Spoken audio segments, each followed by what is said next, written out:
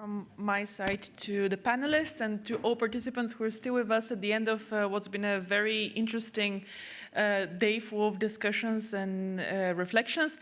I would like to welcome to the stage Catalina Rubianes, who is representing the Chief Economist Unit of DG Energy, who are managing this initiative, the Investors Dialogue for Energy. Angel, the floor is yours.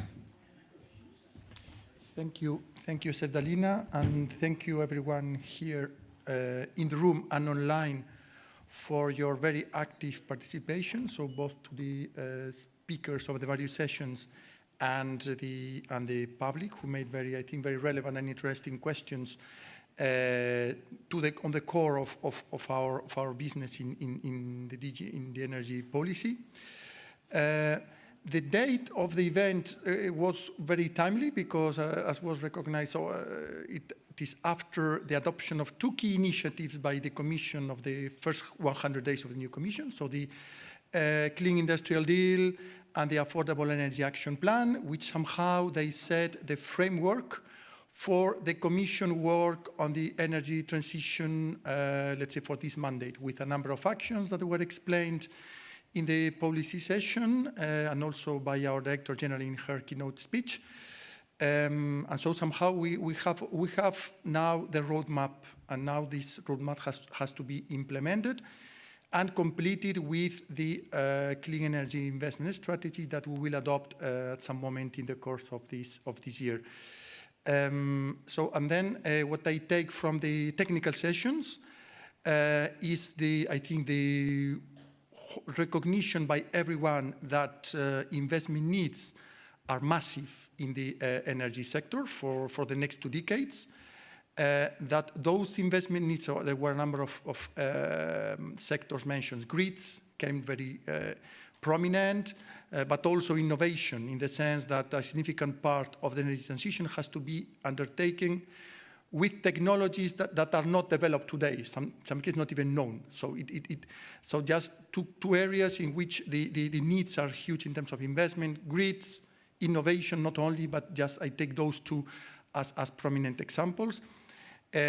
So recognizing this, I think there is also full agreement on the importance of the public sector, both the EU and the national, in somehow providing policy support or de-risking to, let's say, make the investment happening, or let's say, mobilizing the existing savings into relevant investments for the energy transition. And I think another important element is not only for climate change, but also for the competitiveness of the European economy. I think this is a very relevant message, that it's here we are working, of course, for climate, but not only, we are also working for the competitiveness of the European economy, and also for having affordable energy for European citizens and businesses. So I take those messages as very prominent, and hoping that they will be then reflected in the clean energy investment strategy that we will adopt at some moment during the year. Then two final points. Based on that, as it was mentioned, the Commission will adopt a proposal for the next MFF, in which it was already announced that it will be a European Competitiveness Fund. I take from the discussion that InvestEU is a good model, in the sense that it's a program that has been able to mobilize very significant amounts of private investment and de-risking. Actually, it was reinforced yesterday with some additional funding. And actually, this is the challenge, in our view, of the Competitiveness Fund. So somehow setting a new instrument for the sake of simplification and flexibility, but being able to keep, let's say, the key features that are already working today, in particular under InvestEU. And then I don't want to forget also the important part of the national side. So both the importance of financing, it was mentioned, domestic grids, not just focus on cross-border, energy efficiency.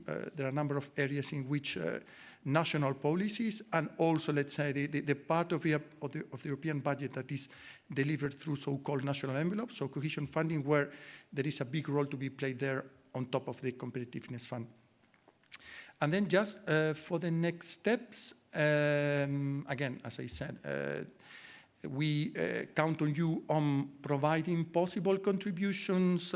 You may have an ideas for our clean energy investment strategy. As we said, the key purpose of this strategy is to provide actions to de-risk projects and mobilize investment in the energy sector.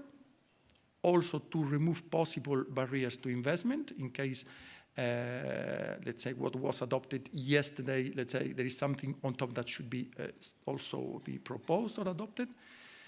And then we count, of course, on your, as it was the case since the starting of this initiative, your very active involvement and commitment with this Investors Dialogue Initiative, and also your very active work in the various working groups. And see you in 1 year time, right? So we'll take stock on where we are. Thank you.